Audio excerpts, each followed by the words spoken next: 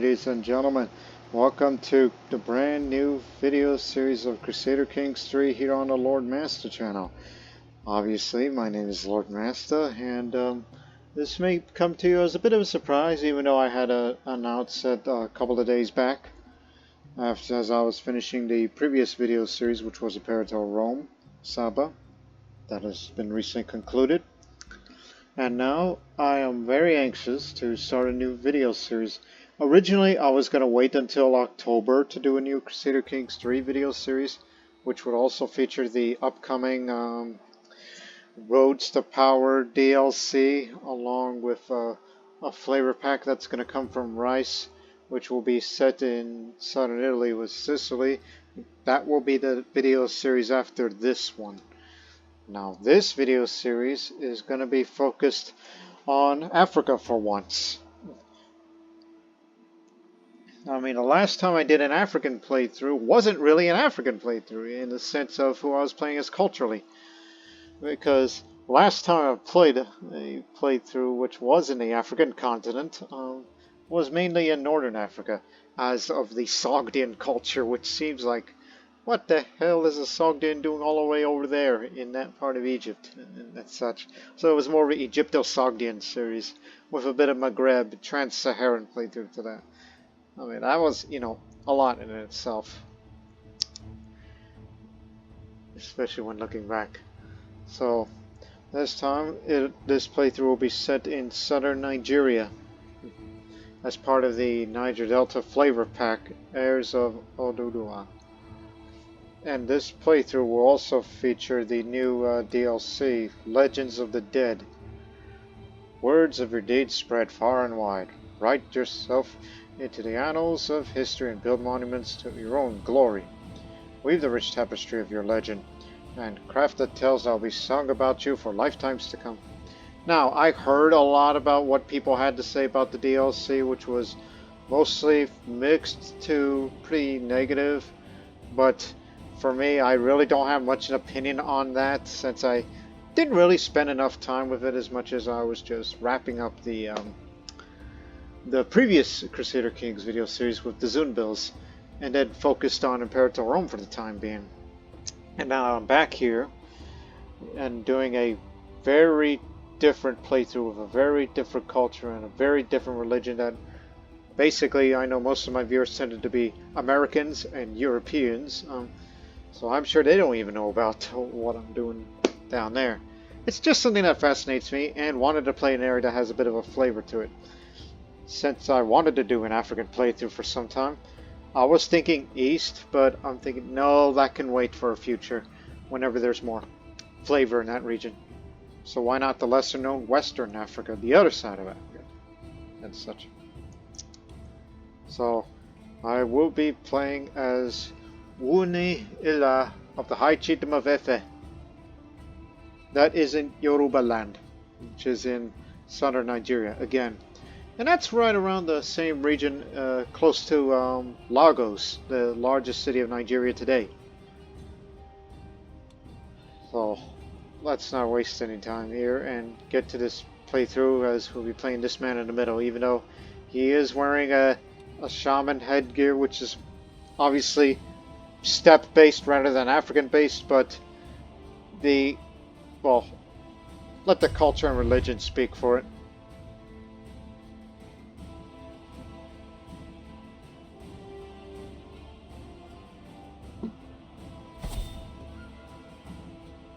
And this is where we are, the High Chiefdom of Ile-Ife. Oh yeah, I forgot. Because of this new DLC along with the update, you can see more of that table now. Along with whatever those things out there they're looking at. Rats, probably? Yeah. Forgot about that. Anyways, let me just zoom back in a moment. So yeah. See where my mouse is pointing at. This is who I previously played as in a previous series long ago. And it's a wonder how about 2 years ago, nearly 2 years ago, that I did a playthrough up in Scandinavia, which we did the whole North Atlantic thing.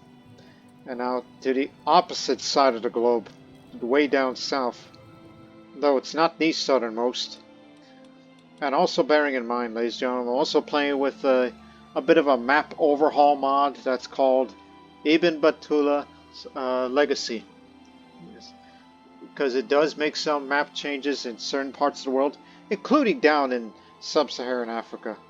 Because the vanilla map of that area, like I felt, okay, it isn't enough. Can we add more counties and baronies and all that? And so this is the result of it. And in addition, there's also different terrain types, such as arid hills and savanna, to make it feel a bit more at home to those there. And of course, there's some of the new features in a moment. Well, actually, let's talk about it now. Because one of the new features that was added to the update at that time, along with the DLC, is legitimacy. Now, what is legitimacy? Legitimacy is the representation of your right to rule. Your vassals generate legitimacy expectations, and you are expected to meet them. Higher legitimacy gives you a range of benefits. Low legitimacy will adversely affect the ease with which you rule. Legitimacy has 5 legitimacy levels and 1 illegitimate bottom level, of a certain fraction of the legitimacy of the previous ruler being inherited by their heir. You could gain legitimacy through many different means, including winning wars, creating legends, or attending activities. It can likewise be lost by losing wars and titles, or unchecked plagues ravaging the land. Oh yes, plagues are a thing in this game now. But on this part of the world, unlikely to see some. Although, it's wishful thinking. The legitimacy view can be found in the bottom left. It contains information on your legitimacy level, your legitimacy expectations, how much legitimacy you currently have, and also the current effects of all of the above. Drawbacks and benefits to having certain legitimacy score include opinion penalties and boons. Renown malices and bonuses increased and decreased cash value cost, and variable thresholds for alliances and faction joining. That's there, I understand. So, as of this time, I'm aspiring ruler. I'm at the lowest level for the legitimacy level for the Duke rank. So yes, this will be the 3rd playthrough in a row that I start off as an independent duchy, instead of being a vassal to someone. So these are the penalties it's giving me right now, because I have lowered below the expected legitimacy of all the vassals. So, short reign duration up, popular opinions down by 5, reduced acceptances for alliances, vassalizations, marriages, increased costs for cash value, claimant factions are also increased, as well as increased costs for swinging the scales of power. So I needed to be at a level 2. Requires 280. I have 200. Okay, we're actually gonna get that very soon, so it shouldn't take long. Just do one little action, then alright, vessels are with you.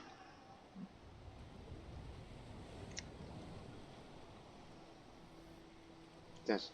So now let's introduce to this character here. This is the Ooni Ila Oduduwa of Ile-Ife, which I don't know if I'm pronouncing it correctly. Especially you viewers from Nigeria, if you are watching this series, and if you are a Yoruba ethnicity and speak that language. Am I pronouncing some of this correctly? I mean, I had a little prior study, because I had to do a bit of research before going deep into this video series, as it'll continue on. So, this man here, he's 27 years old, and he's been High Chief since, let me look at the history. Oh, for about 2 years now, since he was 25. But he does have his father, Oduduwa, which again, traits are randomized, who was said to be lustful, honest, and humble. And this is the grandfather, Olodumare. Yes, the high god of the Orisa faith is Olodumare, and we claim to be the descendants of this legendary ancestor, who was said to be brave, stubborn, but calm. I don't know, it was my uncle, Obatala. Obatala. There you go. He's craven, callous, diligent. Left no heirs, but he was a fighting man. Except he was craven. That's not too long ago. So, Olodumare, who was 80, he was born way back in 750 and said to have passed in 830 AD. Which again, that's depending on your interpretation.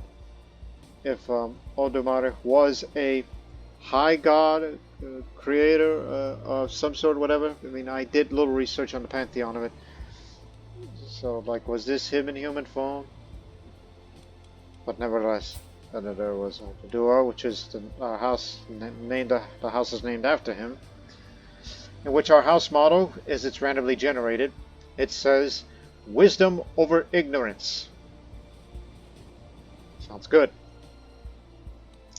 Because it seems to run that. Oduduwa left behind many children. I'm the eldest. Then there's Oru, Ketu, Sabe, Popo, Oba, Uyo, and Oraminyan. And of course, there's me, Ila. So, the sons of Oduduwa, that's who we are. And I'm the eldest, and I am also the religious head. Yes, religious head. Olodumare was the one that created that tunnel and has passed down for generations. So it's a head of faith title. I'll tell you the religion and culture in a moment. So, like the ancestors, I am calm. I'm also humble and also zealous. So, Ila takes things in stride, leading a slow-paced life. And for his humility, he does not ask much for life. And for his zealous, religious conviction burns bright at the center of Ila. And astute intellectual, just like his ancestors. One's a disciple thinker, and this one was also astute intellectual. And I am also the Ooni of the Ile-Ife. So, Ila is the Ooni, the ceremonial high priest of the Yoruba, and the ruler for the anomaly or in practice of the sacred city of Ile-Ife, also known as Ife. He rarely leaves his territories, if at all, and generally lives in seclusion in his palace away from public view, except during important religious ceremonies. Now, it's kind of awkward that, knowing the nature of this game, especially when you play as a character and you get to travel and do all these sort of things. Whereas in real life, the Ooni doesn't really do that much, and also keeps himself secluded, except for the aforementioned ceremonies. Which is still the case in real life for the current religious head there today. But at least he does have a trait that I guess we can roleplay the fact that he's kind of like that. Although he doesn't have a shy trait to further reinforce that fact. But nevertheless, this is the benefits it gives for anybody who's of the religious head. A bit more monthly piety, prestige, vassal opinion plus 10. And lower 25% for hostile scheme power and personal scheme power because of, again, him being a recluse. But the legitimacy gain does go up, plus 15%. And increases the initial legitimacy because of who he is. So, poor diplomacy, poor martial, poor stewardship, poor intrigue, but good learning. That's alright. Based on who he is as a character, he's a man of faith. And we should reflect on this. Take a drink.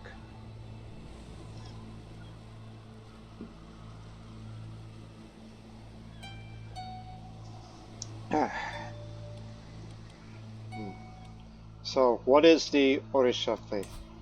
Unlike most of the pagan faiths in the game, like, you know, the Norse faith, which starts in Unreformed, for example, and like one of my past series with Haran, which the Haranism faith was an organized faith. The Orisa faith, due to the changes made by the Rice mod, this is not an unreformed faith. This is an organized faith. So this is part of the Yoruba faith. Though he created a universe, Olodumare, the high god of the Yoruba pantheon, remains distant from mortal affairs. Practitioners instead pray to the Orisa, the innumerable spirits sent by the higher divinities to guide humanity along their chosen path. And this is the Orisa faith. Though he created the earth. Is this the same description as it was? Yes, this is the exact same description. You get the idea. Now, the tenets. Esotericism. The great mysteries of the divine may be beyond mortal comprehension, but it is not an excuse for ignorance. Their very existence compels us to seek knowledge and understanding of the world around us. So, children with a learning education focus may gain the wise man trait if they do well in their studies, and it makes wise man a virtue, increasing piety, in opinion. And interestingly, unlike all the other African faiths in the game, and this other tenet, which is something that the Dharmic faiths of India have, reincarnation. We have lived many lives before this one, and will continue to live many lives after. Every death is only the beginning of something new.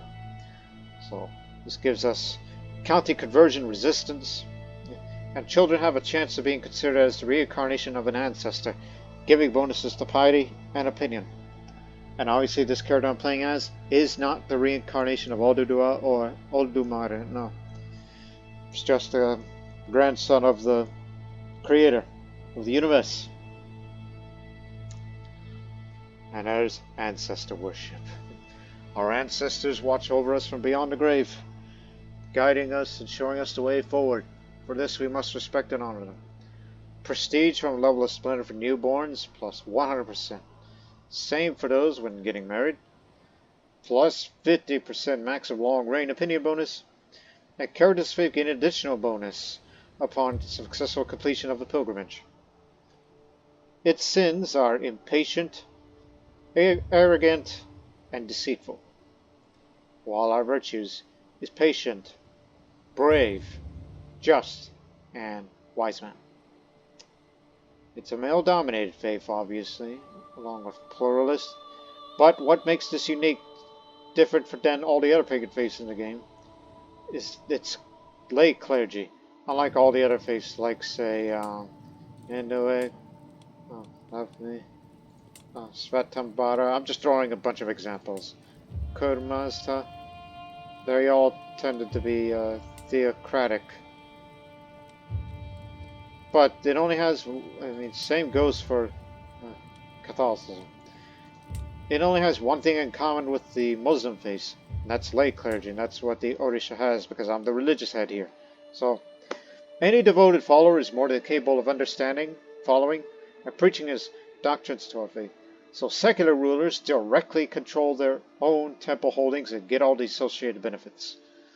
And since we are tribal government, there are no temples. You have to be feudal or clan for that. And obviously, pilgrimages are encouraged, and it's one true faith. We have concubines, divorce is always allowed, but bastards have to be legitimized by the house head or dynasty head. The consequence is cousin marriage, which marriage between cousins is allowed, and sexual tension between cousins will not give the incest secret. Although, I still wouldn't encourage it. And it's a holy matrimony for relationships, as it has been. Same-sex relations is shunned, those with the sodomite trait or son. Deviancy is shunned, for those with deviant trait. However, male and female adultery is criminal. And so is close kin slaying. That's criminal too. But witchcraft is accepted, which is due to, you know, that esoteric trait. You gotta have this in order to have... you gotta have this to have this. So witchcraft's to be accepted. If there is a so-called witch trait that pops up, well, good. Take advantage of it.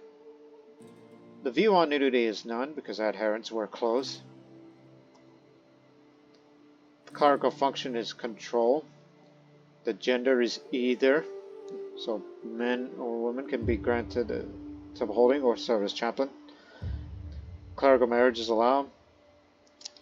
Temporal revocable, which means I could switch fire and replace a courtier with a new one if I want to. And a new feature of this game lately is funerary traditions. The most common is the Stoic burial that you tended to find in Abrahamic religions. Most Eastern faiths and paganism, they tended to have cremation, which is a lot cheaper. To Zoroastrians and Tengrists and Tibetan Buddhists, they do sky burials. For us, it's bewailing burial. The soul has begun its long journey to Orun, and we will never see them again in the living world. It is imperative that all who knew the dead gather and offer their grief in a public show of bewailment. This both honors the dead and cleanses our souls of the grief felt by their departure. So this means that the funeral activity offers more opportunities to reduce stress rather than a regular one, like say Stoic burial, which is just offers more opportunities to gain piety. Slavic paganism, for example, is cremation, reduced gold, so it's cheaper. Mazda Yasna, that's sky burial, as I mentioned before. Piety, vassal pinning up. Charnel grounds, duchy building can be built a tower of silence, duchy building for the Zoroastrians, and a few others.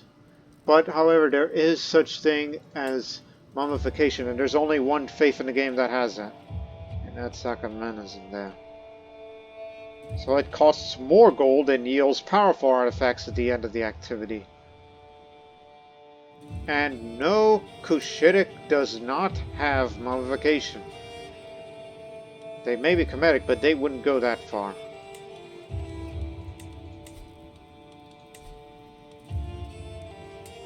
So we do bewailing burial, which can be found in some other places. But interestingly, Celtic Christianity, they also do bewailing burial.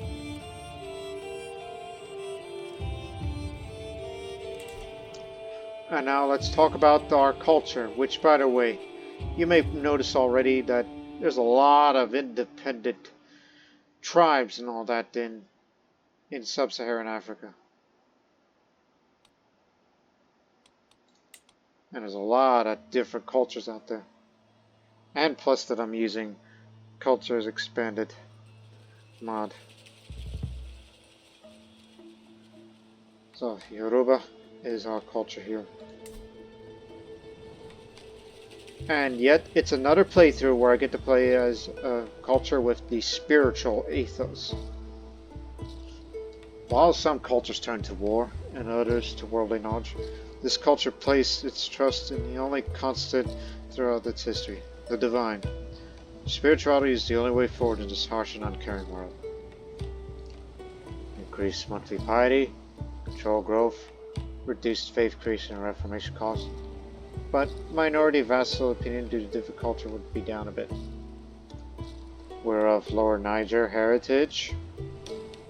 We speak the Yoruba language. And this is one of the couple of cultures, at least in Africa, where the martial is equal. Both men and women can be commanders and knights. In this culture, any able-bodied person in the household may take up arms for their liege when called on. Because we know the majority of the world out there, they tended to be male-dominated. But not here. This is what's going to make that playthrough different than the others. Unless you want to think about the Norse, which it's still male dominated, but shield maidens can be appointed, but that's a cultural thing over there.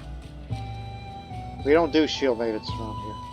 It's just any able-bodied person can take up arms, fight for us, defend our country, raid for loot, whatever. Take a drink.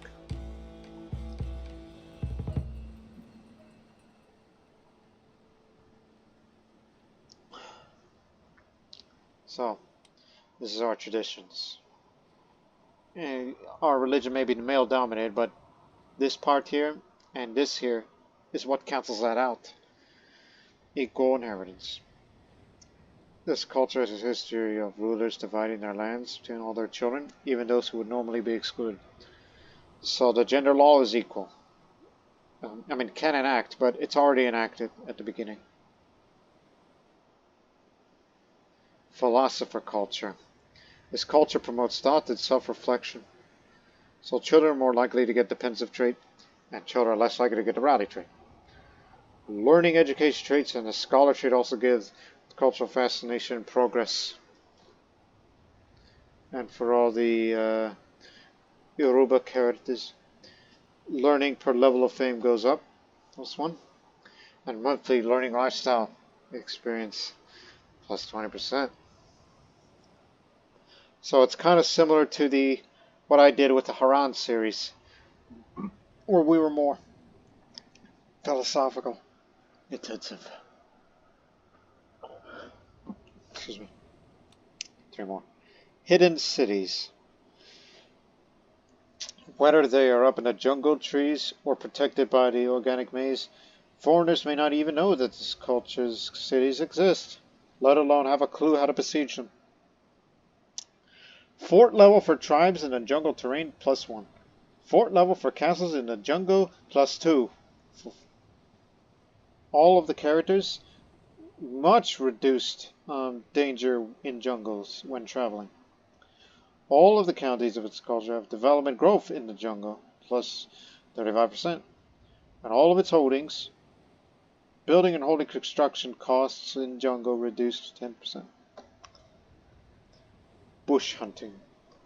The bush is a rough and rugged place, but it offers a bounty of opportunity for those who know where to look and how to exploit it. Training our archers in these techniques will give them an advantage when engaging enemies in these areas.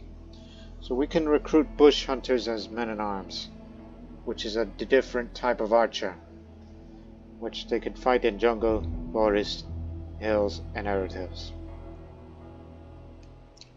Now, some commander traits and personality traits have extra jungle bonuses, along with dry terrain bonuses, and gain a decision to recruit jungle commanders. And all of the characters have their supply limit in jungle increased. Same for levy size, reduced danger, and also in drylands, as well as in the savannah as well. And lastly, unique to this culture, one of the few cultures, which we'll look at the other in a moment. Clan-based craft guilds. It's part of the Rice mod when you play it over here. Occupational guilds play an important role in many African societies, but in this culture, guilds of craftsmen and artisans that claim legendary origins wield considerable power and influence under royal patronage. Outsiders not born into guild families are usually excluded from joining these guilds, despite whatever talents they may have, as they do not have the mystical ancestry required to truly practice and master these sacred arts. This unlocks a decision to organize and commission artwork from clan-based craft guilds, and can request mated crowns from the ownership of Ile-Ife, regardless of faith or heritage, if you own at least one county in Yorubaland. And unlocks the ancestor veneration ceremony, although it's already unlocked by religion. And all the characters increased control growth and monthly court grandeur if we have a royal court, a tribal court, when we form a tribal kingdom.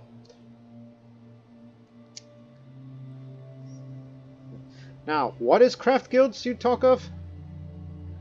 Historically, Rulers in the Niger Delta organize occupational guilds, such as artisanal guilds, under royal patronage to raise their status and control the economy, but in exchange provide these guilds with stable work and political influence. If your culture has either the clan-based craft guilds or ritual hegemony traditions, and you are the dynasty head, you can take the decision to organize the clan-based craft guild. There are 4 to choose from, which each their own requirements: bronze casters, ironsmiths, ivory and wood carvers, and bead makers. Each guild gives your dynasty a unique modifier and unlocks a decision to commission artwork from a craft guild, depending on which guilds your dynasty has organized. Taking this decision will let you gain various artifacts, some of which you can reforge into a court artifact.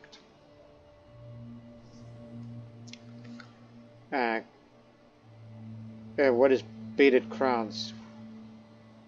Beaded crowns were, you know, that the ruler of Ile-Ife, called Ooni, had and has great religious and secular authority among the Yoruba peoples.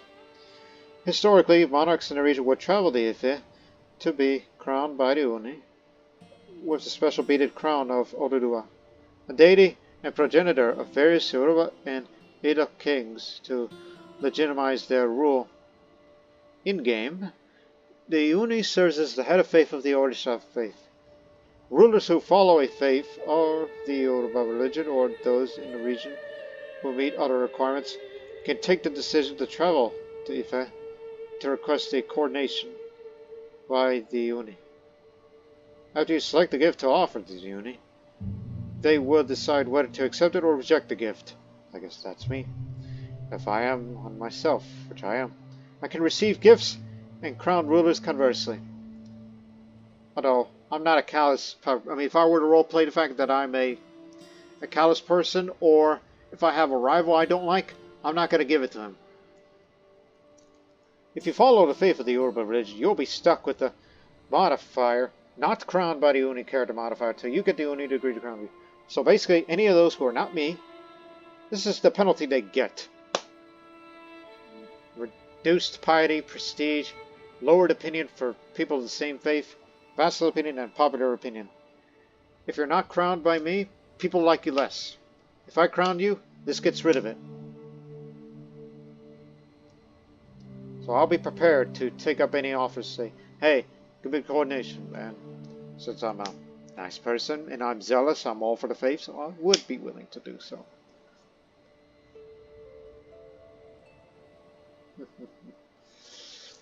Yes. And we mentioned there's other faiths in the game. No, other culture. Like the Igbo, for example. This is also part of the Niger Delta flavor pack. They have this, but it also has ritual hegemony. The often decentralized polities of this culture enforce hegemonic power through rituals, spiritual authority, and lineages. And sacred art and symbols such as palm fronds. In many of these communities, people often seek greater influence and status by acquiring titles, fame, symbolic power, no matter their occupation. They too can organize and commission artwork in the clan-based craft guilds. Increase piety, prestige, lower domain limit, domain tax up, national control decline. So they're more decentralized for those over there. And then there's the Igweboke. Igweboke meaning number is strength in their language. It is an ethic of reciprocity derived from the philosophical concept that everything is interconnected. Thus, this culture believes that people should try to resolve conflicts by maintaining mutual beneficial relationships. Additionally, in this culture, the kola nut is often seen as a great symbol of the Igweboke. That effect, for those over there, cannot attack allies, cannot attack their troops, more likely to get pensive, less likely to get rowdy. Unlocks the interaction to swear peace upon the kola nuts with other rulers, allowing truces to be sworn preemptively. Unlocks the decision to offer kola nuts in a religious ceremony regardless of faith. But however, for all our characters, lowered martial lifestyle experience, increased learning lifestyle experience. I'll tell you the cola nuts in a second. Let me drink.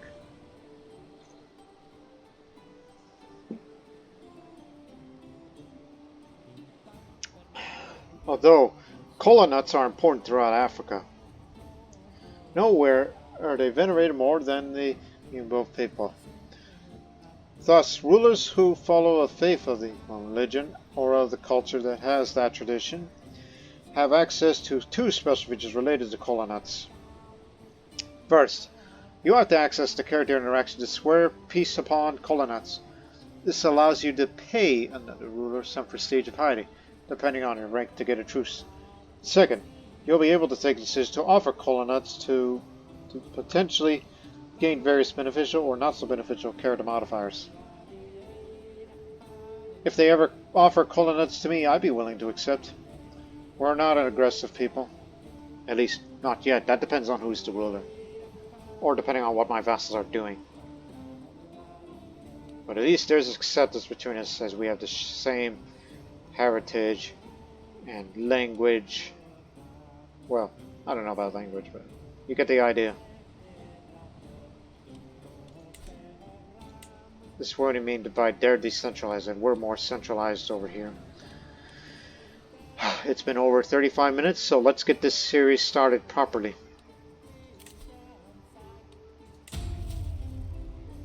I did mention that this character is a religious man, and this makes sense of who he is.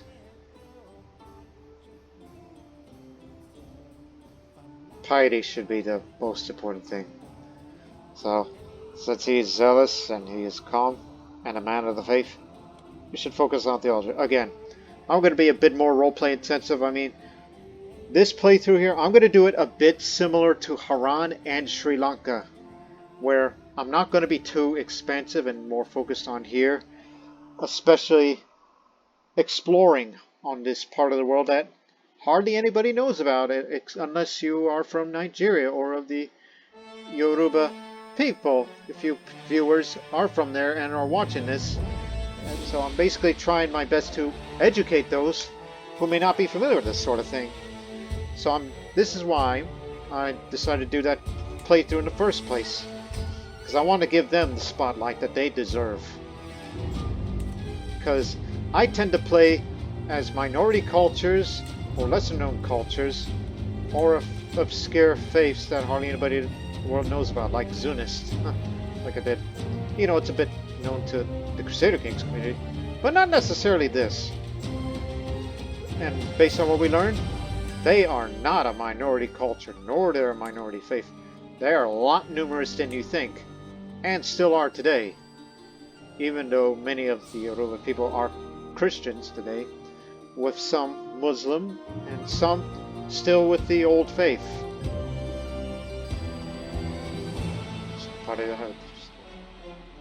Now, see what we could do.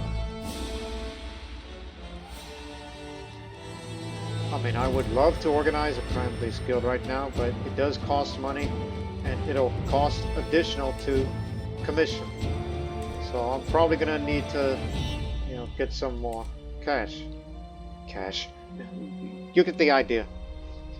Also, I recall, I don't think gold coins are the actual currency down there, based on my knowledge of what little research I did.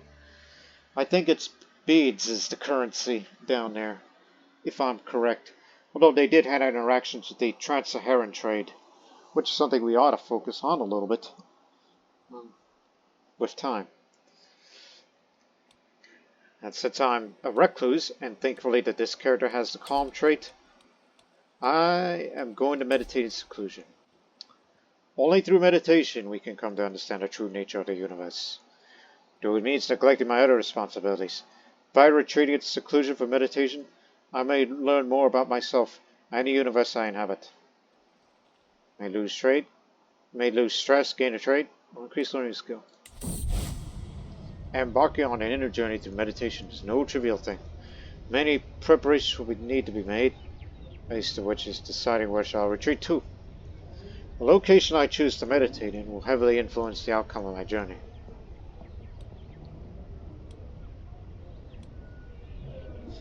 Play it safe. The comfort in my own castle, or palace, or longhouse or whatever they live in at this time. So it'll be for 6 months. So it's a safe and easy place to meditate in. I'll just be right in here. Which again, role-playing the fact that the Ooni lives in seclusion mainly and is not too active on things. Unless I have to travel, for whatever reason it may be. 1.9 in monthly income, we're going to need a bit more than that. Fortunately, I have a pretty good council, except for Steward.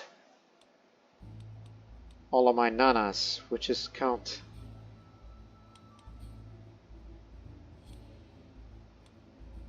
And some don't particularly like me much. Because of below legitimacy expectation. Well, once that increases with time, they can all get along. So I shall sway. I know what scheme is. We've seen it before. So now, in the meantime, while I meditate seclusion, and since we are a tribal government, and before you look up that government, look at the development. They tended to be low in these areas, except for a few select places like Jin and Jina. But here in Efe, the development is 6. Unlike development of 2 further away you go, or even none at all. Especially in areas that are decentralized. Efe is more developed because I'll tell you why is that. Unique to the flavor pack. This county modifier. Ife, the cradle of humankind. According to legends of the peoples living in the Niger Delta, Ife, meaning land of expansion, is the source of all secular and spiritual power. The city is dotted with sacred shrines and groves to deities and ancestral spirits, such as the grove of Olokun, home to one of Africa's largest glass-making workshops. And it is here that the ruler of the county of Efe can decide to organize or commission artwork from bead maker craft guilds regardless of tier, even if their culture does not have the right traditions. So this increases development growth and control growth.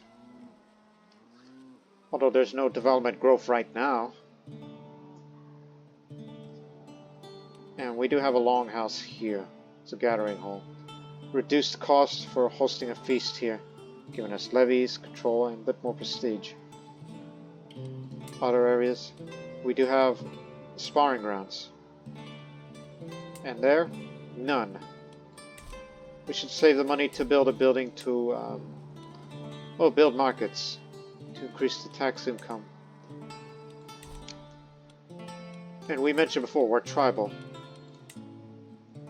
Everywhere is tribal. And since we are of organized faith, meaning if we want to, we can adopt feudal ways, but you need to be of absolute tribal authority, have the level of fame up, and you gotta have your development up to 10. And have 70% of all the military and civic late antiquity innovations. But as of right now, we only have 4 innovations, so you are quite far away from that. We have crop rotation, casus belli, and plenary assemblies, and none of the rest. We do have West African canoes, which gives us the ability to raid overseas, and able to sail in major rivers. Costs less to embark, and increased raiding speed. Which means I could, in theory, get on the river and go look for, I don't know, sail up to, I don't know, raid those gold mines there. The only richest part to be raided, although far away from it, is those gold mines, if they exist. Look again. But right now they do not exist. They weren't made until later start date. 1066, that's when they come around. So let's go over raise raiders. We have bush hunters, more bush hunters, and some pikemen. Unfortunately, due to the certain traditions. Look, there's two kinds of bowmen. This is a regular, and this is bush hunters. They have a bit more toughness, more damage compared to the regular bowmen. They also have pursuit. Pikeman's only good against cavalry. Light footman is good against heavy infantry, but there's no heavy infantry, so there's no reason to have those, except maybe during screening. And light horsemen, if you have them, they're good in the open.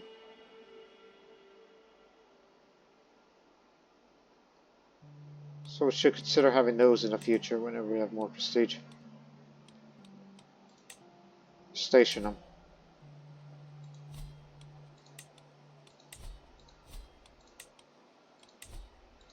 There you go. Now, raise all his raiders. We're going to start raiding our neighbors. Fortunately, there is one who has Reaver. This increases the raid speed much faster and takes less attrition when going across these territories. So, you are one of my knights. I don't think there's a Yoruba word for champion or warrior or knight. She's female. Don't forget, some of the warriors are female around here. Especially one who's a Reaver, which is fortunate for us.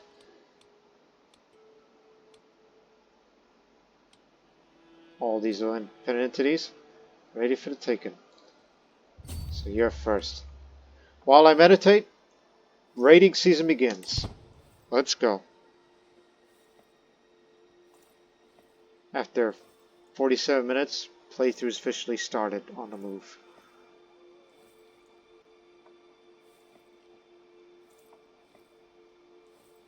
We're allowed to raid because we're of tribal government. And since we're of an organized pagan faith, and if you were feudal or clan, you're not allowed to raid.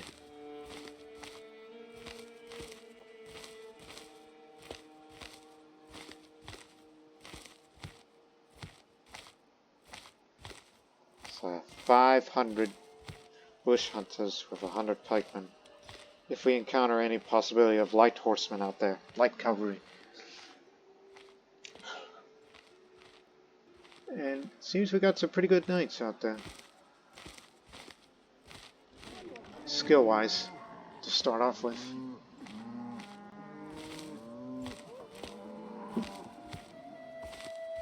Some are already raiding.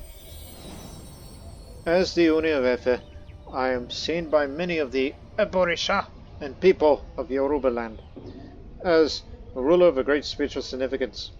Traditionally, rulers from afar arrive at the Ooni's court to have a coronation ceremony with the precious beaded crown of Oduduwa to legitimize their rule. One such ruler, Nanaketu, has made the journey to my court to do just as that. One cannot simply demand a beaded crown from the Ooni, he has brought me a gift. He's offered to sacrifice Olodumare in my honor. Doing so shows that he's committed to our spiritual beliefs and is devoted to our ancestors. So you spend your money, make a sacrifice for that. You know he's still at court. Also, by the way, the creator of this particular mod, Cyrex Khan, if you are watching this, or if anybody wants to notify, unless I have to notify myself, shouldn't this event, the coordination decision, should it also be a travel activity thing? Like they have to travel to court rather than just teleport over here, because this is what this has. I'll probably tell him myself. Just you gain stress because you're humble. Humble and calm if you choose not to accept those, so I'll have to say, good. I'll bestow a beaded crown upon him.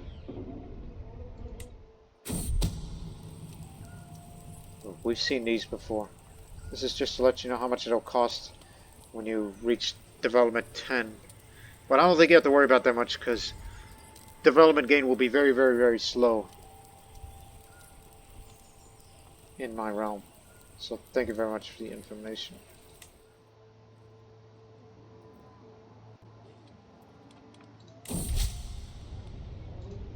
The time has come for me to plan ahead on what angle of my noble life that will concentrate the efforts over the next decade. Investing in my fortune one of the paths available. It is certain that my choice will carry deep consequences for my personal achievements as a person and as a ruler.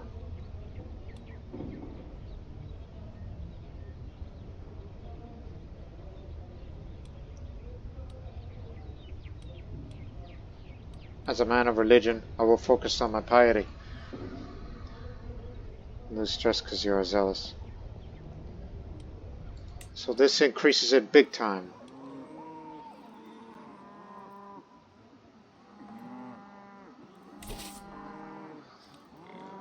Good start. The good Nana. While hosting lords and ladies on realms near and far, some opportunities to portray my Chancellor Nana Udagweda in good light present themselves. My lord, pray tell, who is the most elegant person you heard of? Oh, I need to get him on my side, so you without a doubt. I can gain prestige by completing those raids when brought back home. I could gain prestige through that.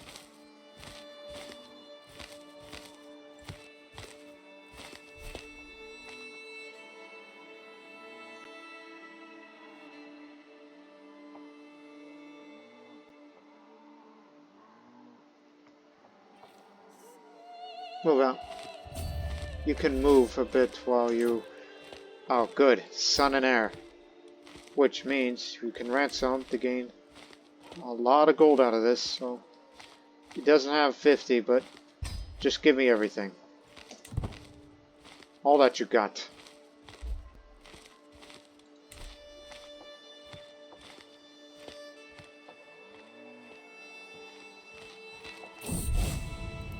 Retreating to the privacy of my chambers, I began an extended period of fasting and meditation.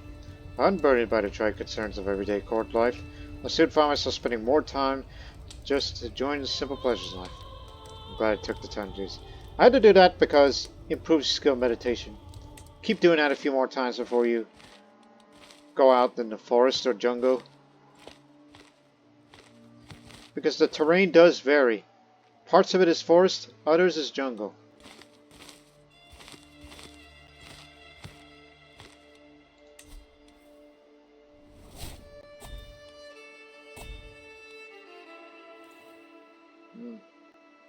We need to raid them, but they're in the way. As I struggle to make out the tiny letters on the scroll before me, I feel a headache building me once again. Why do scribes insist on writing such small symbols? Squint to try again. Like short a miracle, with the aid of stone and glass, even old men struggling with bad eyesight could read of ease.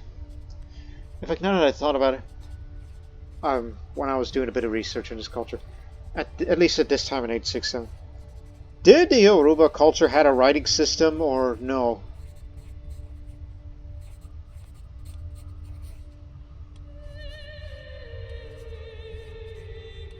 I require your assistance. 64.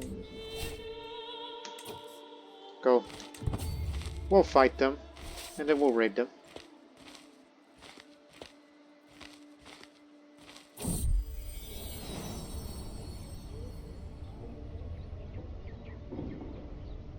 Yo, wait a minute. That's a Catholic. This is kind of odd. Do you have the modifier? And yet this is Catholic, because I just noticed at the end of the text it says sacrifice to God, not Olodumare. I'm like, wait a minute, what? So, he gets nothing other than an opinion. That's an odd little... That's another thing we ought to tell. You offer me a concubine? Is she a noble? Because there is the penalty of taking concubines who are lowborn. But I don't know if that's the case for tribal. And also I'm not anxious about having a family of my own. Because of the equal doctrine and the succession equal Confederate partition. So I thought of an idea that this character should be remain unmarried and not have children at all. And one of those primary heirs gets to inherit, which gets to keep the land while and all this. But it kind of depends on who, of course.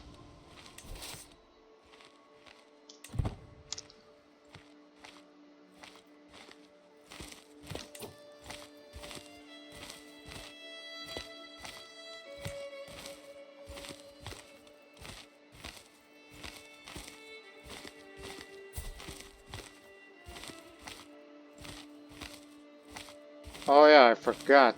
In Dark Ages. Quick, switch. Because you're about to gauge combat. We had a reverb, but that's gone now. Look, whenever there's female characters in a game, they tend to switch educations due to the Dark Ages mod. Only a lucky few gets to keep the martial education. And mine do not anymore, and they also lost their commander traits as a result. Forgot to do that little thing. So you may want to have one that is already in the army and has a good commander advantage against them. Because you're up against somebody who has a bit of advantage over you. That's more like it.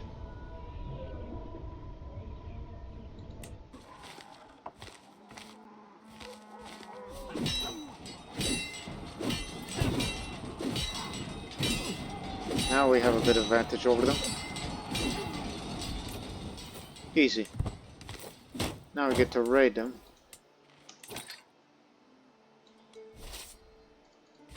Raid.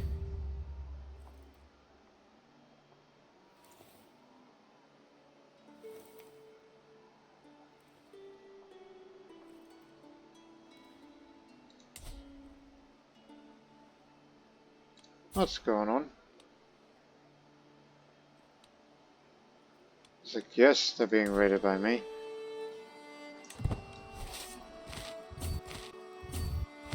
Okay, you know what? Go back at 4.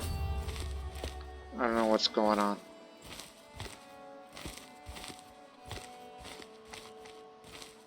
If it doesn't work, we'll go somewhere else.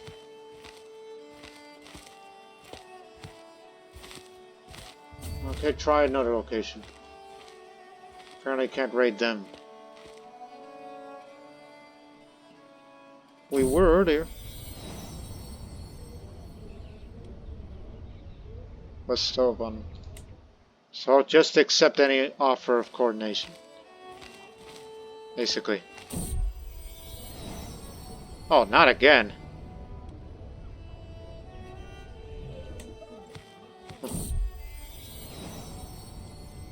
This is gonna keep happening, isn't it?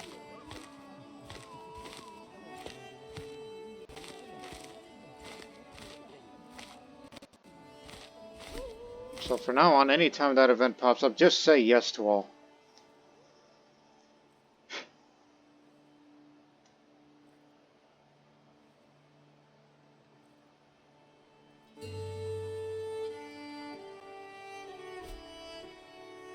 Swear peace upon the coconuts. To the modest Ooni, I wish to present you with sacred coconuts, so we may share them in a formal ceremony, and swear an oath of peace between our two parties. Thus confirm that we have no ill feelings towards each other, and avoid potential conflict, and cooperate in the spirit of Ikubuke. So we get a truce for 10 years, while I gain 100 prestige and piety, while he spends it. Thank you. Wasn't planning on raiding them anyway. Why is that a castle holding? That doesn't have much gold to begin with.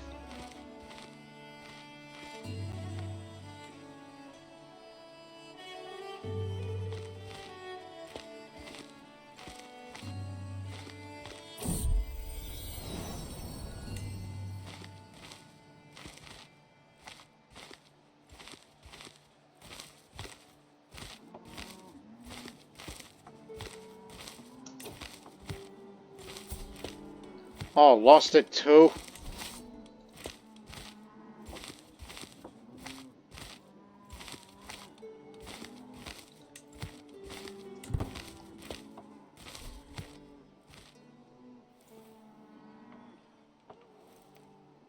I mean, they still have the prowess, they just don't have the good commanding skills anymore. Well, as long as we stay out of trouble, we should be alright.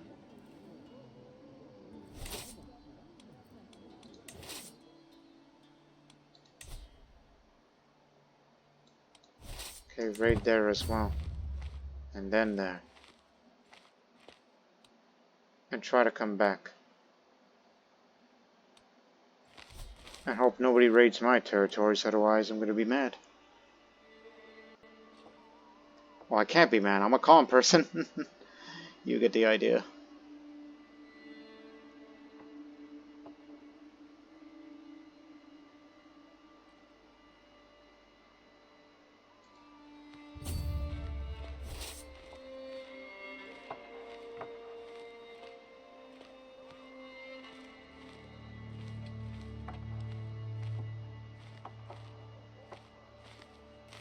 Some of the knights have already been removed from command.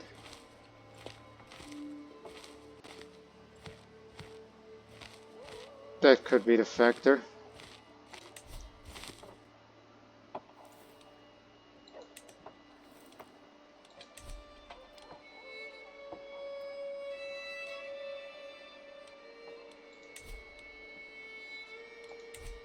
Yeah, we're gonna have to come back and start this over again. Right, head this way. Court chaplain was learning off the court's passages from the Oduduwa. I guess that's the name of the scripture, since we're an organized life. The Oduduwa. About holy virtues. I should prove I paid attention by quoting a passage of my own, preferably one of which complements her personality. I will memorize and recite the section on. She's a gracious adventurer. She's brave, compassionate, stubborn. Her courage. She is flattered. Gained some lifestyle experience out of that. 1 sec. 24 gold. I passed straight through Ooni, the capital of my chancellor Nana when I received an invitation to visit this castle. As I arrive, he welcomes me with open arms and a tour. One thing that strikes us is this place is full of unfinished projects. I will stay for a while. Maybe I can help them out. Also, no concubines. Unless it's a noble woman. And I can't take low ones. Unless it's a trouble thing, I don't know. I don't want to test that just yet. A library where the books are stacked in corners, unfinished building project all over the place. Most notably the whole dining hall, and a chest of gold standing in the middle of the hallway. This castle's a mess.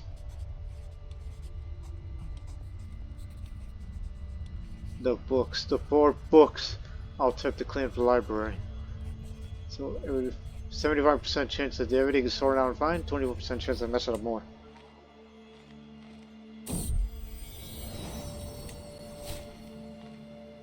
Oh, he actually gave me a hook for that. I could use a strong hook against it, but it's too far away for me to even care. Bound books, loose documents, decorated spines. After a lot of reshuffling there, there's finally some semblance of order in the chaos that is Nana's library. Things look good, and there are others I could still help out in.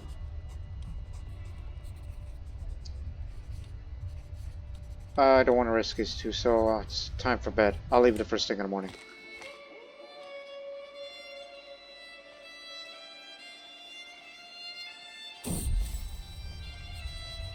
Spotted by the entrance, waiting to see me off as I walked in muttering himself. He really fixed up the place. After a quick goodbye, and I'm soon back on the road home again. Glad I was able to help. I gotta start swinging somebody else. I think everybody's on my side. Last night I had a terrifying dream.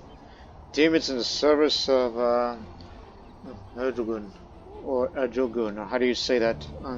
Came and took me into some sort of room where all sorts of gory and horrifying spectacles could be seen. They tied me up to some burning metal rod. They're about to start torturing me until I woke up, screaming. A terrifying experience, all in all. But thank goodness it was just a dream, right? This is a lesson for me to be a more faithful Orisa follower, as I aspire to be. Beat you to it!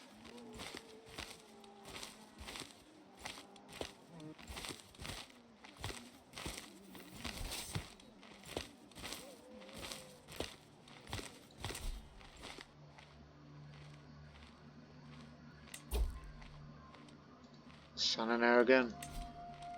50! Let's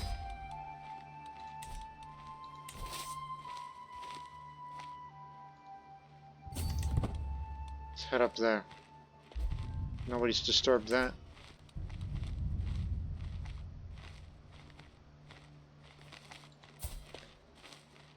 So you've all lost your martial educations that you had initially and your commander traits. I know what this calls for, but we gotta go get these guys home. Because we need someone to take their place. In a dusty corner of the library, I find a tome, bound in letter and inscribed weird symbols. Partially hidden behind all the books. It is old, but has obviously seen some recent use. As I read through it, I come to the realization it deals with some unconventional knowledge.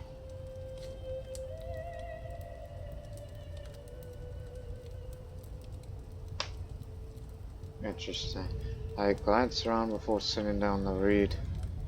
Hope the one who has been recently reading the book isn't around to see me.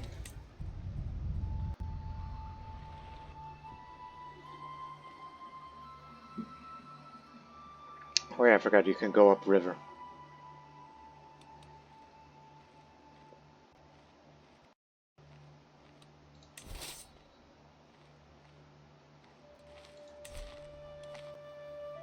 But that's up to convenience.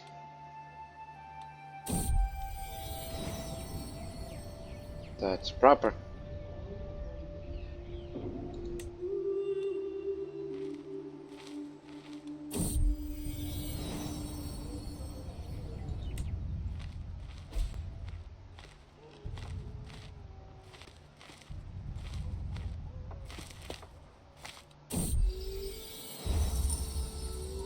For more than a couple of years now, bands of brigands, self-entitled the Silver Pikes, has been terrorizing parts of the chiefdom of Lamina up north. While robbing peasants and assaulting traders, they've also gave a significant amount of coin to the settlements within the county, helping people to cope with the hard times. In a nice move on the part of my militia and my spies, these bandits were finally caught in a trap brilliantly devised and they've now been captured. There are a lot of radical measures demanded, from hanging to pardoning the thieves. The council is also split on the matter. What seems to miss is a balanced view on the situation.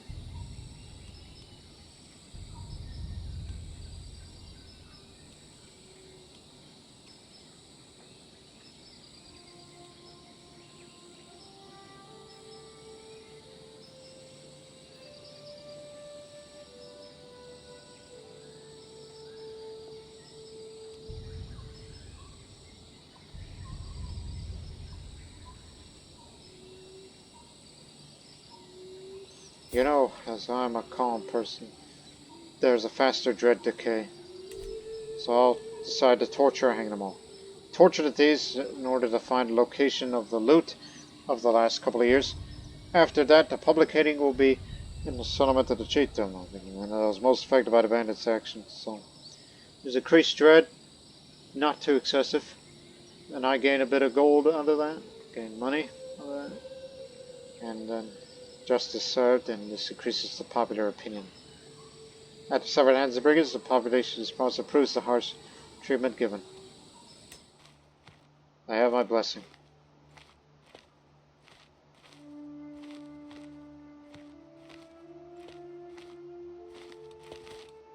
Finish swaying and then go sway someone else, particularly your spy master.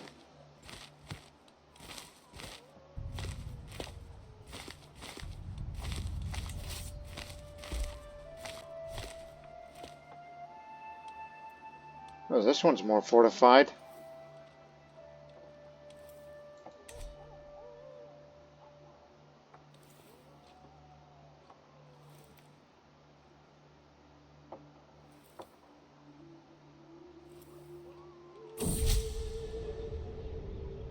I got an idea the attempts in my interest. With the right arguments, I might be able to convince them that I'm not acting merely out of my own interest, but in the interest of the absolute sovereign himself.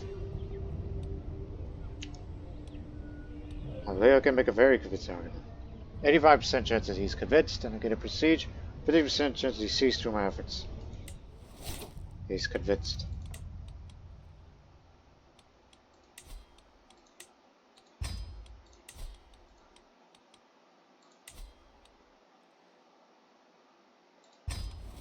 Should swear your spy master a little. One more area to loot. Go over there. Got the sun in there. Get the gold. Haha. I'm very happy. Oh, why don't you just get in there? Just use the river, then land it through there. Sacred river water. I was walking by a river near my residence when I came across a woman collecting river water in large pots. She was singing a prayer. Bear with me, Yoruba speaking viewers, if I try to pronounce some of this correctly. Orisa Jeke Umi Toto Tan Time Orisa. May your cold water solve my problems, is what she said. She appears to be an assistant to some of the shamans at the local shrine. It is custom to keep large, white-colored pots of water at Yoruba shrines to symbolize the presence of water deities. It is important that the water in these pots are changed daily, usually by virgin maidens or women past childbearing age, as the water in these pots is believed to have medicinal qualities. It needs to remain fresh and vigorous. Praise to Yemoja. So, free piety. That's just part of the daily life here. Just cross the river. Forget about taking a ford. It's easier that way. And plus, that place is already looted.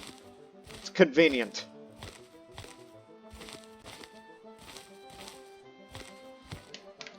And what am I going to do with all this loot? I know exactly.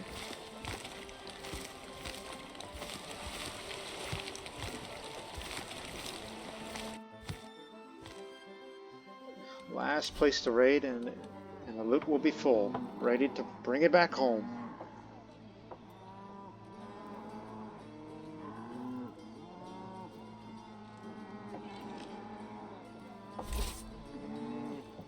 Who's this? Not a female. Intrigued, but this is just some courtier. Unimportant. Not to mention that its local ruler here is a greedy man. So, let's go home.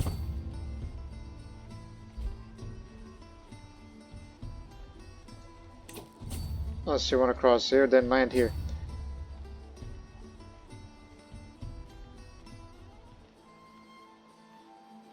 Whichever way is more convenient for you.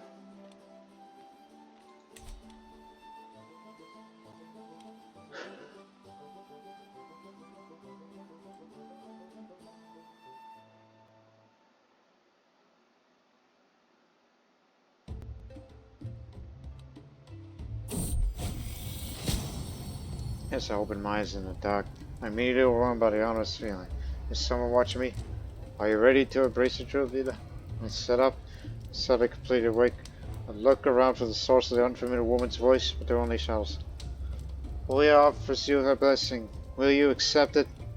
We know witchcraft is accepted, but I'm a zealous man, so I cannot. I want nothing to do with this. Be gone, demon! Stay true to yourself.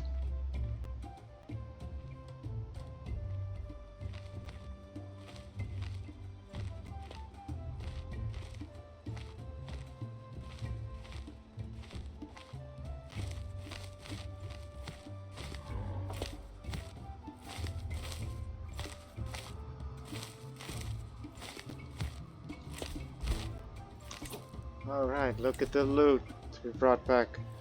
44 gold and 100 or prestige.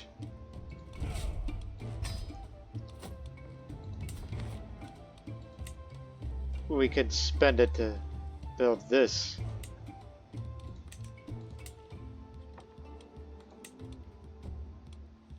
And this is a forested area.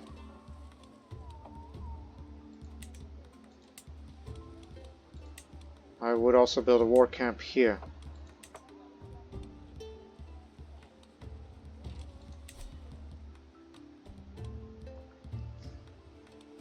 And since there's plenty of time left and to explore more for this first episode featuring this culture and this religion, it's about time to organize a clan-based craft guild since we have lots of money for it.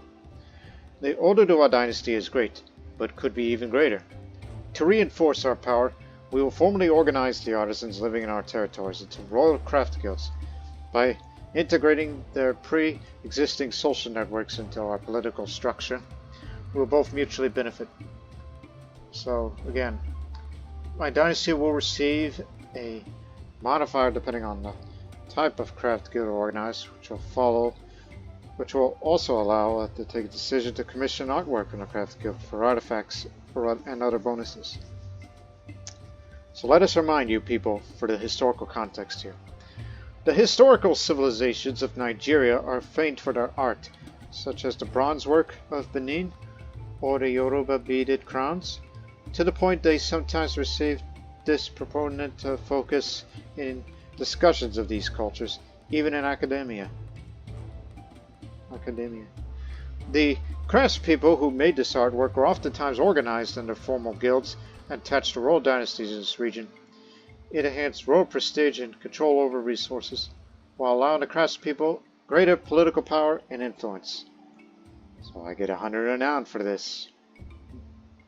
And all members of my dynasty will gain 50 prestige, as I am the dynasty head. And one of these must be true. Have Ife or the Ooni. And our culture has clan-based craft guilds, which we do, not ritual hegemony. Choose guild form. We cannot do bronze casters as we do not have the lost wax casting innovation, which is something I'm trying to get soon, which I'll explain that in a moment. We don't have ironsmiths because I'm not prestigious enough for that level of fame to make that happen. We do have ivory and wood carving, which is less powerful than the other types of artwork, but it's cheaper. And based on where we are in Ife, should be bead makers. So this will unlock the ability for any landed rulers of this dynasty to commission glass or coral bead artifacts when taking the decision to commission the art for the craft guilds, as long as the other cards are met. Glass or coral beads tend to net more renown than the other types of artwork. This option is available to me if I'm either the king or emperor tier, or if I own the chiefdom of Ife or the ownership of Ile-Ife, which I am. And this is the Royal Guild of Bead Makers. The bead makers in this dynasty's territories connected to each other through familial ties and networks have been organized into formal guilds under the royal patronage of this dynasty. They serve at this family's beck and call to create beautiful glass or coral bead art in a mutually beneficial arrangement. So, this gives me a bit of monthly renown, and monthly court grandeur change increases a bit. For our dynasty's glory. Beadmakers Guild.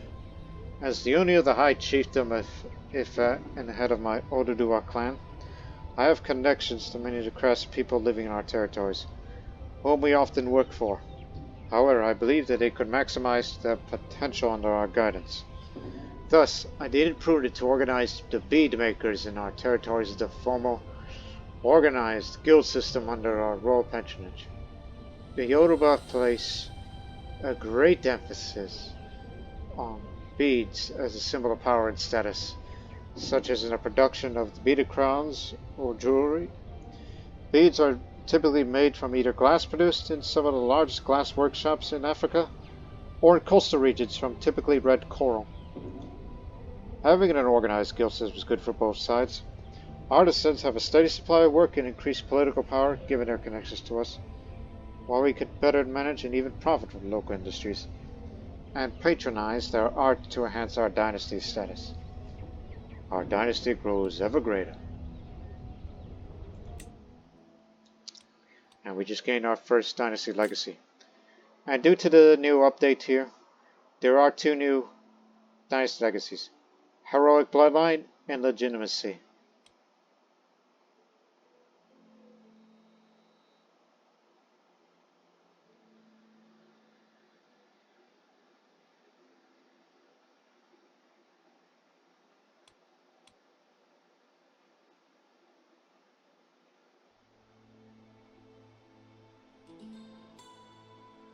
To me, I don't think I would ever use this because I don't see the reason to.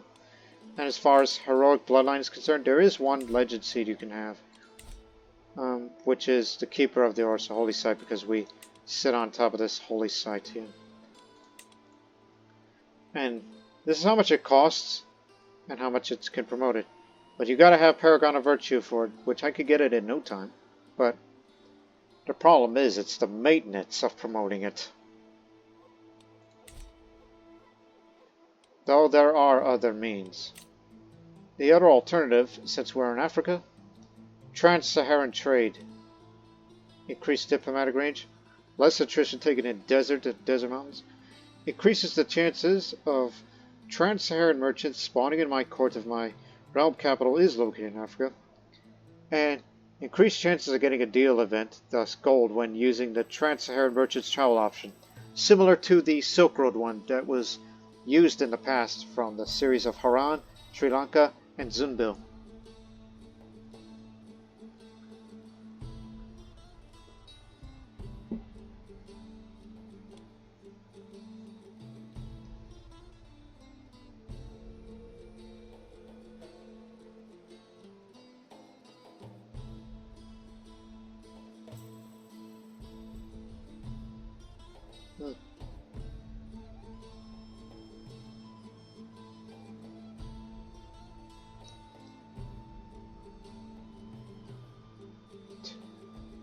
It's a little bit out there for me. I'm sticking with Trans-Saharan. Which again, that legend stuff, I don't know if that's the reason why people didn't view that DLC highly. I mean, when I did in my free time when I played Crusader Kings 3, I did a few legend stuff, and I thought to myself, well, I would do the legend stuff if it means something rather than just say, look, I'll get this, okay? Look, starting off from this due to the fact that it's generic, like I would rather create legends if it was realm founding or anything like those major decisions, rather than generic ones. Those mean something. So that's the only time I would be doing that legend stuff.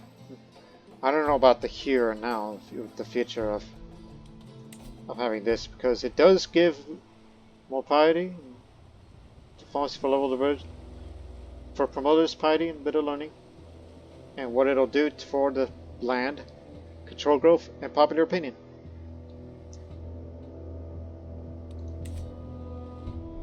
But nevertheless, let us also commission the artwork. The Oduduwa dynasty has several clan-based royal craft guilds who serve as our beck and call. As the Ooni, I could commission them to craft something to demonstrate my status and power to others.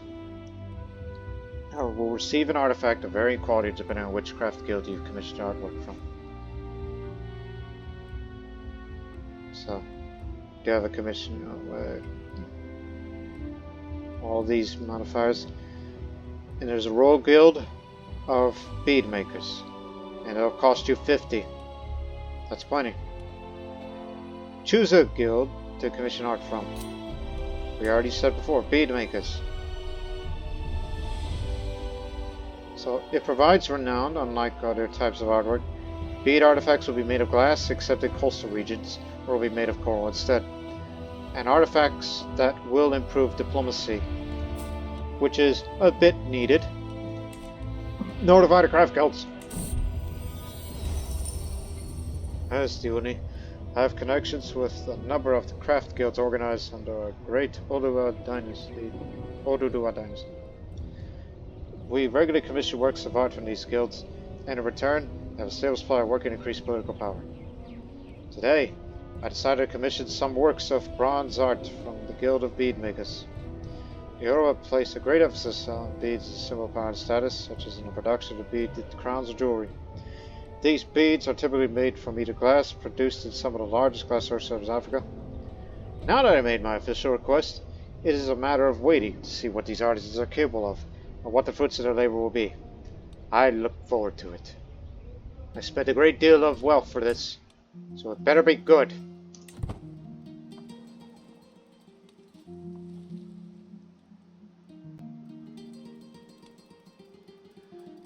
They'll be reinforced slowly after this time. While meanwhile, building sparring grounds to increase the levies and get a number of knights increased. And have a trading outpost for more tax income.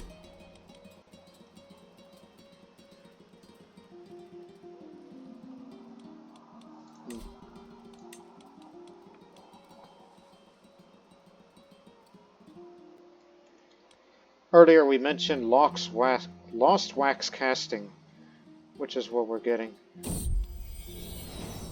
You got it. Because we know that the other culture, they have that. We don't. So it gave me the thought of that I should have that for myself. They don't have it. They don't have it. Oh, what? The shadow over Benin. Not the modern country of Benin. This Benin down there. To walk through Benin to be treated to a dreadful symphony of human suffering. Pestilence has come to this unassuming hamlet. The infected are covered from head to toe in rashes that are hot to the touch. Already people are calling this affliction Ifan fever. At least half of the peasant population has been affected. It's only a matter of time before it spreads to the nobility. I don't have a physician. You lost legitimacy, my friend. Summon a physician. We don't have a core physician. We can afford one for upkeep. Find me one. It started right there in the capital of Benin. Although there are other afflictions in different parts of the world, though they're mainly found over there. So here locally, just started. Uh-oh. I just noticed that vectile plagues, they tended to be minor, but this one is a major one. Uh-oh. This is serious. Now look, I did many of my playthroughs when I'm not recording. Each time I get those so-called plagues, they tended to be minor. I never had a major one before. This is a first. What the frick?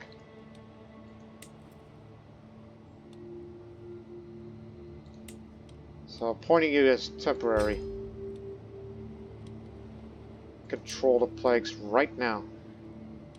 So, yes, this is new, by the way. There's regular duties.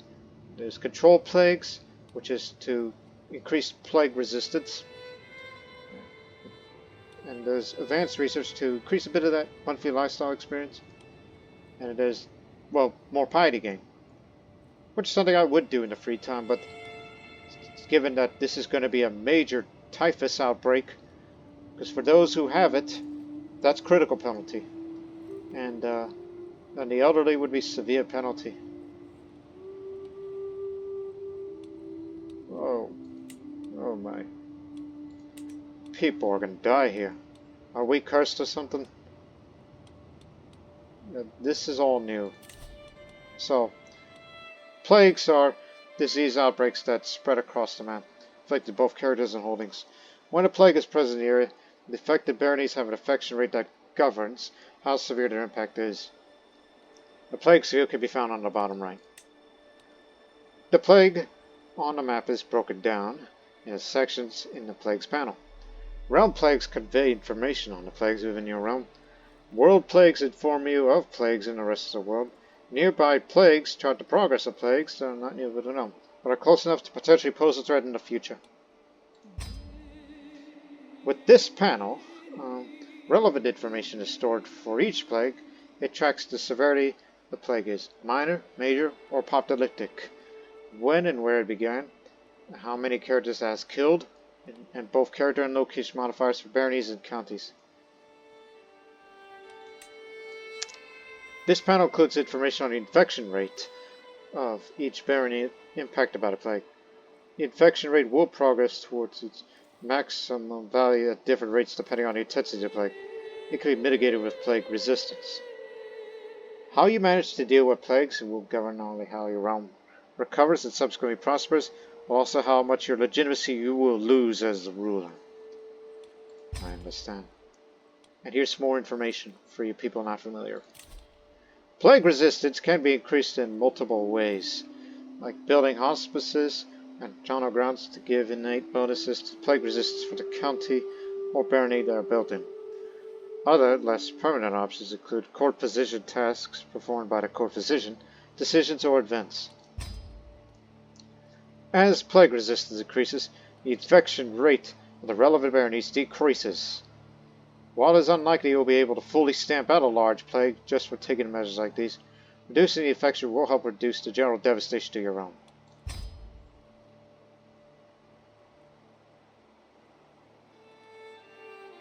Based on that infection rate, it's lower going over there, but it's higher. It's going to spread more down there. It'll likely be here in weeks.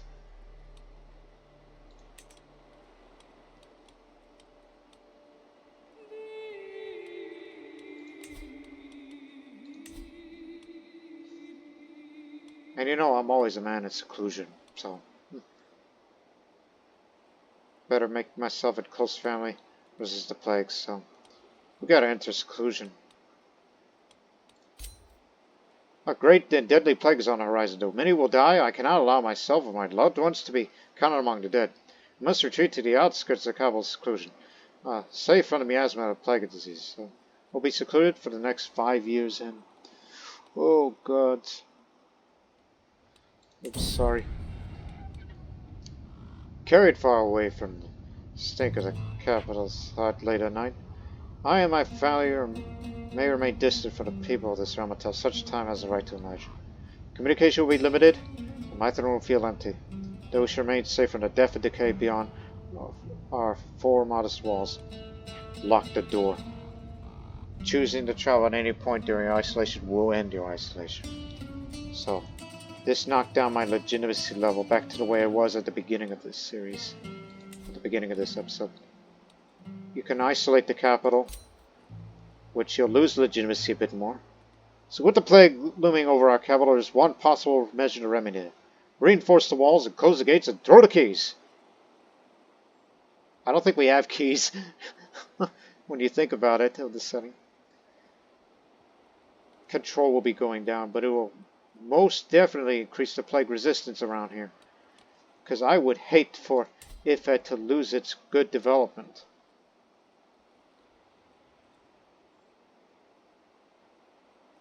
Isolate it. It'll still increase with time, but when that disease rolls around. But look at that plague resistance. We should be good. And we will end it and you can end it at any time in a year's time.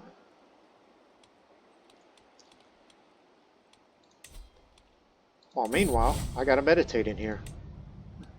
Now that I'm, still around. Oh, hell.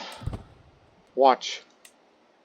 This disease is gonna spread like wildfire. They say it's major.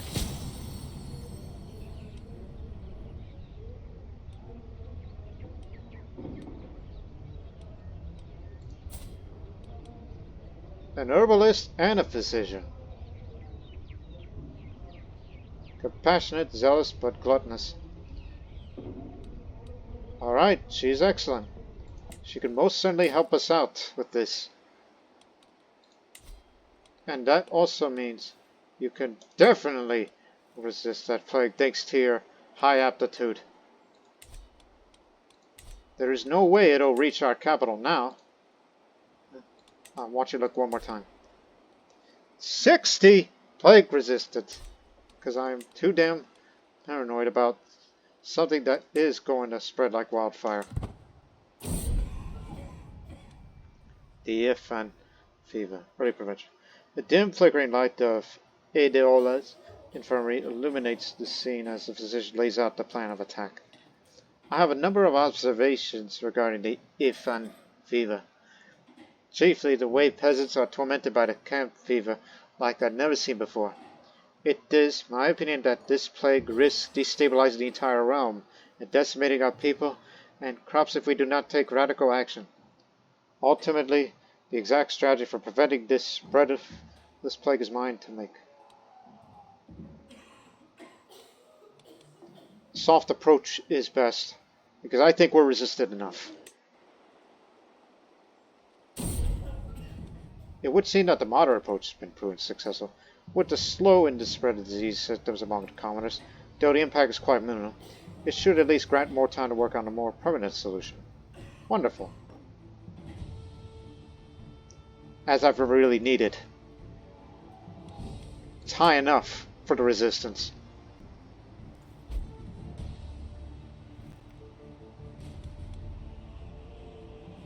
Barony, Grotto, it's spread down there.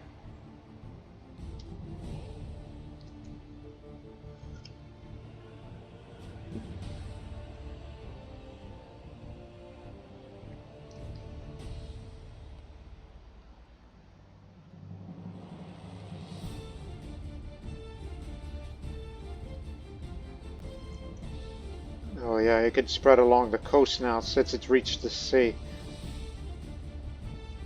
Yep, it's going up the river. It's coming toward us. 5% chance of a risk of infection in Ife. Even though I've already secluded myself. But it's right on our doorstep. And yes, it's already reached rage reports and it's killed its first character.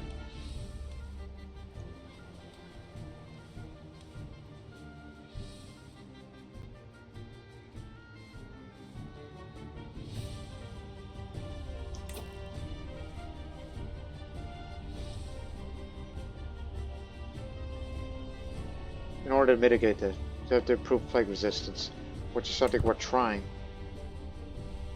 Not affected by an epidemic. Killed its second character. Killed 3. 5. Yeah, it's a real killer disease, as I said. It's critical penalty and severe penalty for the elderly. It's also known as camp fever. It's plagued by rashes, fever, and coughs. And I got an unpressed claim.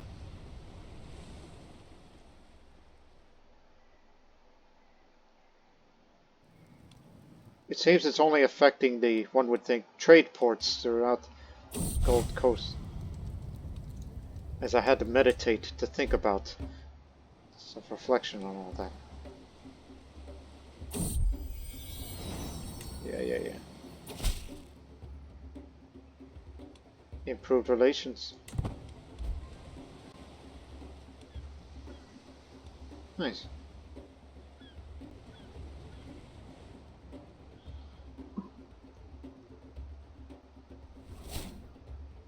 I think my measures did it. But don't let your guard down. It's already killed many. Remember, it started in Benin. Infection rate has not gone down there. My court is alive with the sound of raised voices and slamming fists as my court physician, my brother Nana Keto, argue about the Ife fever. And what should be done about it. I am a physician, Nana Keto. Just simply allow me to do my job, and we may end this bloody plague once and for all. covering the bodies in oil and chanting incantations. What do you propose is heresy of the highest order? Now hear nothing of it. These bodies deserve a proper Orisa funeral. Hell.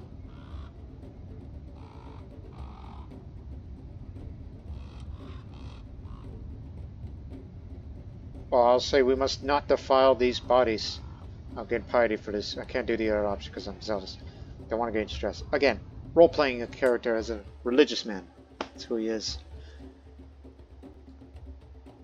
Now there is a risk of infection. It's there, but it hasn't entered here yet. Unless it entered a part of my realm, which there's a lower percentage of that. It has a better chance for it to spread in Owu than in Ife. I would like to be a theologian in the future.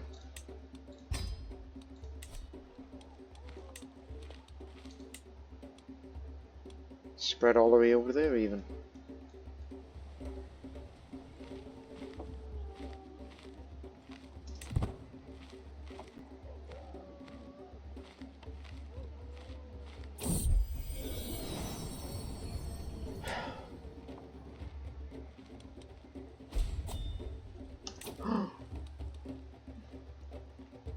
Oh, brother. He caught the typhus.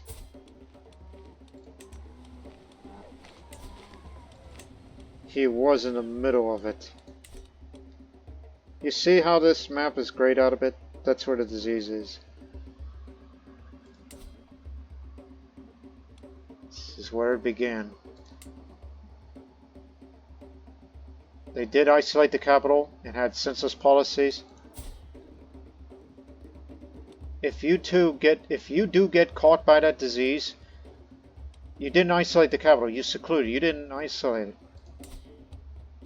No, it is both. It's just, you still got the disease somehow.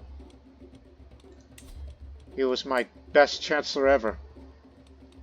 Guess I'll have to point you there.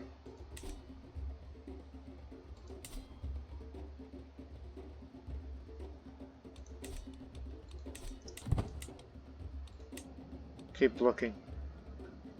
So yeah, my brother was among the 22 that died so far.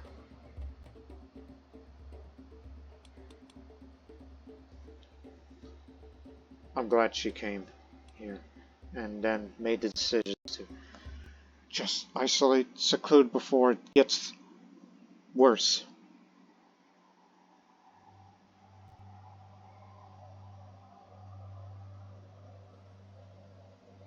Camp fever is no joke. A while back, I commissioned some of the craft guilds working for my family to create a work of art. Finally, the wait is over. Today, the Guild of Bead Makers presented me with the results of their hard labor. Jewelry made of glass beads from the great glass workshops, and no doubt suggests nobility and status. This artwork is of fair quality and meets the standards of what could be considered as acceptable to present to the Ooni, like myself. While I was hoping they would create something more truly magnificent, I cannot complain about receiving another lovely work of art. Thank you for your efforts. It looks wonderful. Look at this. A glass bead ornament done in a traditional Yoruba style, using glass that came from the indigenous African glass workshops. It was created by artisans of bead makers craft guild serving under the Oduduwa dynasty at the request of one of its members, Ooni Ila. +1 diplomacy, bit of prestige and piety, and renown too. Equip it.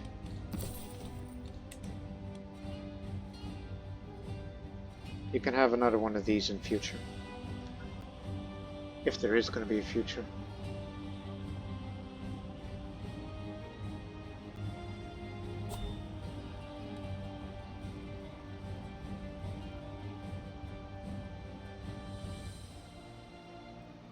It's still spreading in some areas, I think. It managed to spread all the way up there, upriver. They brought it up there. Somehow the trade along the river spread it there.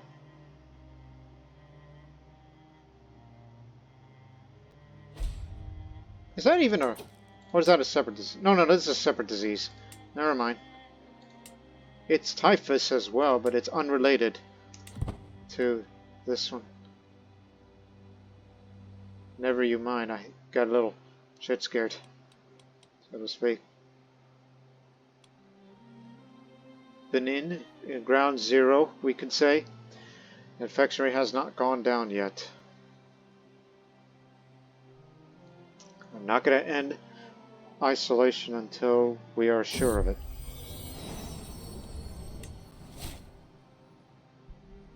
Oh, it's starting to go now. It's beginning to fade.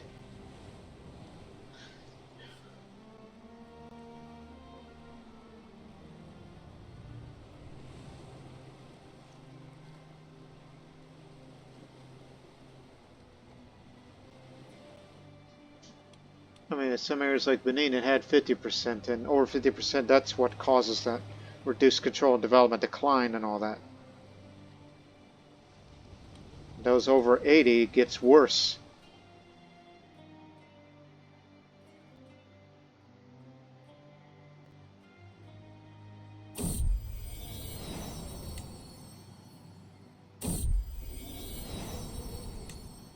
That's proper.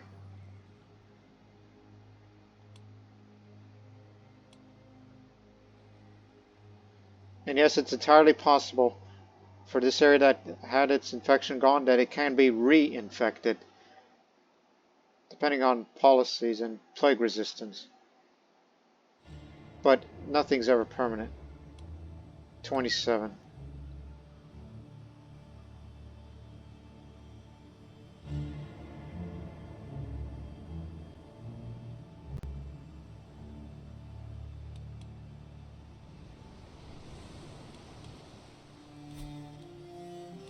Swear upon the cola nuts. You got it.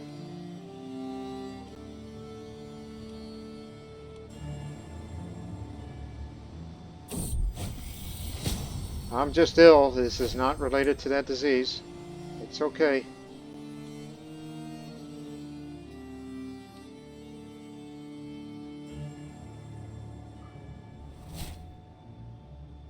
I'll be fine.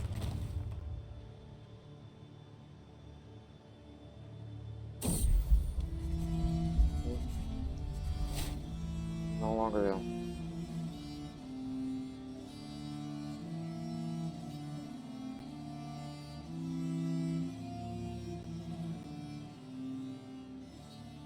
Silico is the highest infection rate area. We're waiting for those to go away.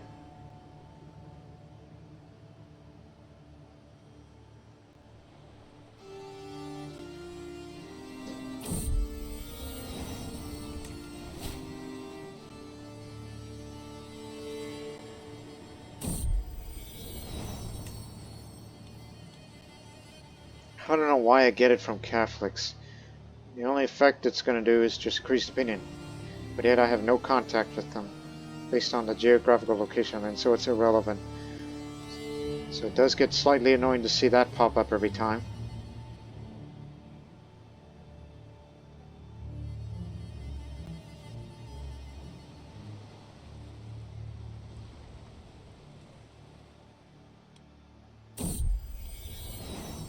It all started as small debuts of faraway gossip about myself. It has progressively come up in the conversations of the noble houses inside and outside of my room.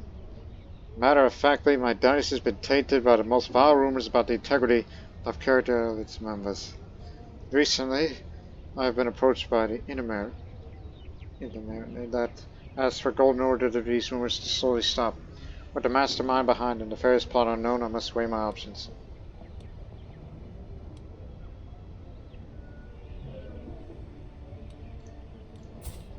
My intrigue isn't that great, but my spy master, decent.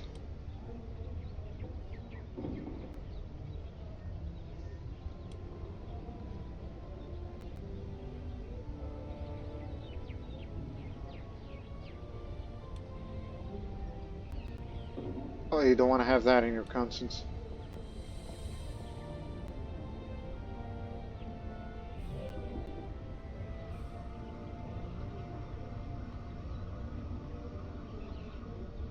Your trigger is fine, master. Combine it. How about you?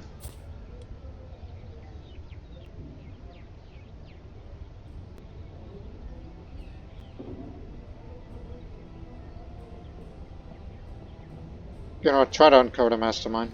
Finance investigation to uncover who's the mastermind behind my slander of my reputation. I would have paid for the gold, but nah.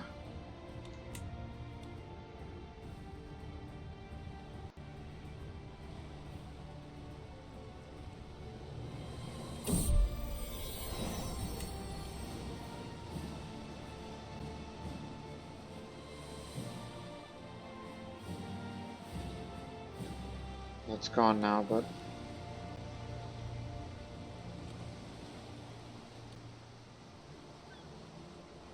we're waiting for those to go away too. Oh, it's starting to.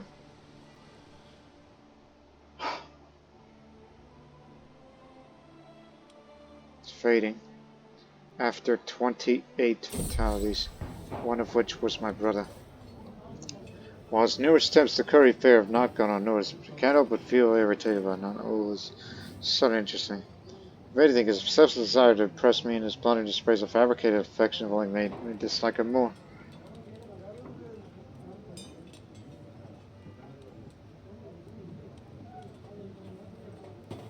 Oh, he's my spy master, so he still has a certain charm. I don't think it'll be wise to, just say, leave him alone.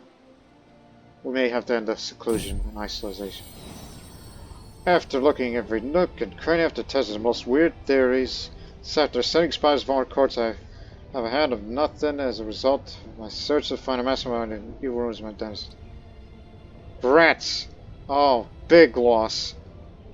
Failed efforts to make dynasty look even worse than previous attempts to form evidence of evil rumors surrounding dynasty. Furthermore, your misguided effort made you lose some of your own prestige. And not only that, dynasty slandered for 15 years. Oh my goodness. All the renown is gone.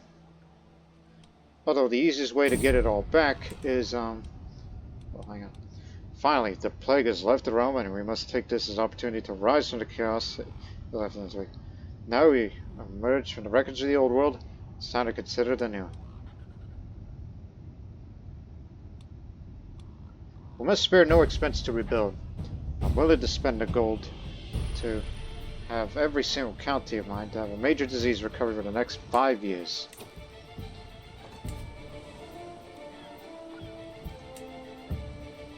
Especially there. Every little bit helps. If you want to get that renown again, do that decision. But you gotta do that every 10 years. Or 2 years, we can do that again. Emerge from seclusion. The sun feels unfamiliar and hostile on my skin. The wind feels cold and violating. When was the last time I took a breath of air as Olodumare made it? How I'm glad to be back. Capital's no longer secluded.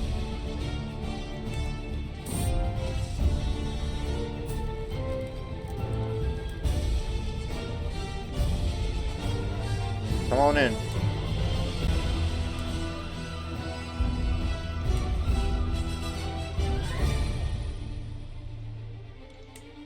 "29 casualties. This is the last area. 29 casualties. That's how much that's 30. It caught one more. 30 people, 30 characters, I should say, died from this plague. So, got that going for you.